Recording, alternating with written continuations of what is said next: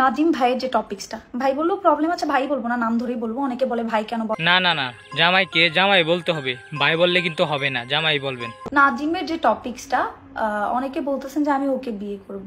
অনেকে যে জিনিসটা বলে শেষ পর্যন্ত ওই জিনিসটাই সত্যি হয়।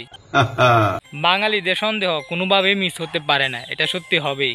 ভাই জীবনে দরকার পড়লে আনম্যারিড থাইকা যাবো, বাট যেখানে পাবলিক এত কিছু হইলো, এত কাহিনী হইলো, এত ব্লেম করলো, জীবনেও বিয়ে করব না আমি, অ্যাটলিস্ট জীবনেও বিয়ে করবো না। আফান নাজিম রে আর বিয়েই করবো না কেন? জীবন জীবন কি সব শেষ হয়ে গেছে?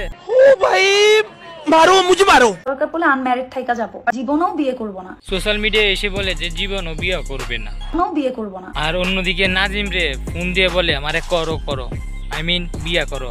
কবুল করতে হবে, আমার সাথে কলমা পড়তে হবে, ঠিক আছে?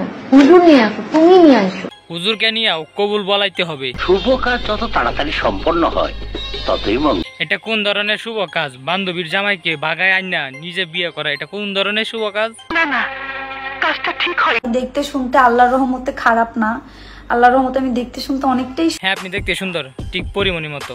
আমি নিজেকে সুন্দরী মনেই করি, এটা বলতে দিছে আপা, হ্যাঁ নাজিমে দিছে যে আপনি দেখতে অনেক সুন্দর, এই ফার্মটা কি আসলে নাজিমে দিছে? আমাকে ছাড়ার আগে কলিজাটা কাঁপে। ছাড়বো না, আমি বিশ্বাস করি না। বাপ্পারাজ ভাই আপনি কমনে আছেন।